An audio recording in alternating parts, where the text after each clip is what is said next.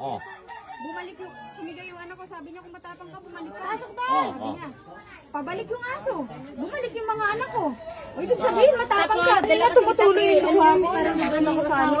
Naglabasan na kami lahat.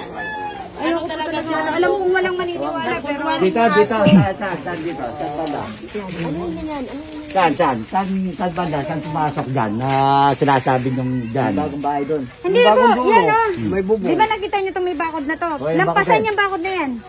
Yung pinaka ano na yan. Hindi ka makakarating dun sa susunod na bahay, gano'n? Hindi, dyan lang. Pero nangyayari.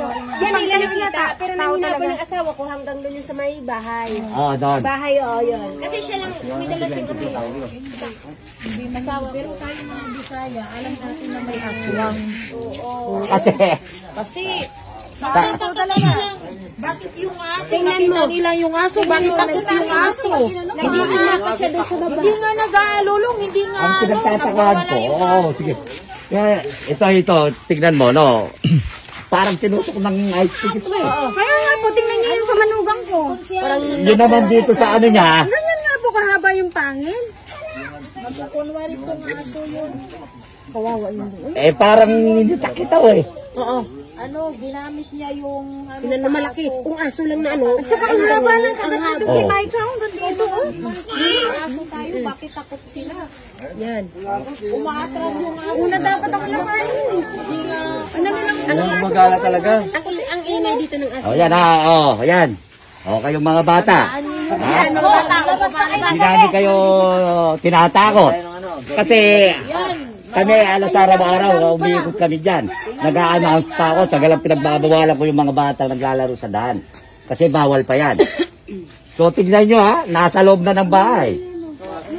Hindi yan biro, ibig sabihin na tinitignan yung mga bata. hindi namin kayo niloloko. Ayan may mga ebidensya na.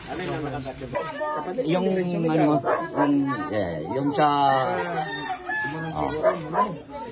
yung dito. Bukas ka no? Bukas ka no?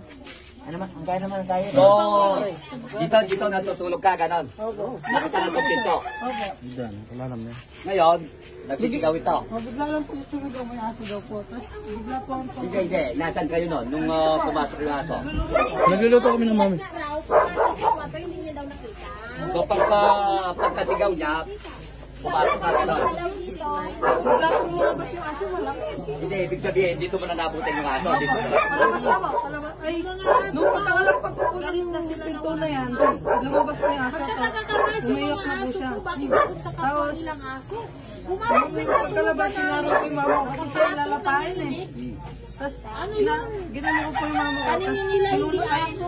Nakakagat na po siya dito, sinunto ko, tapos lumabas, tumakbo. Tapos nung pagkalabas ako doon, doon po ako, binalikan niya po, tapos kinagat niya ako dito.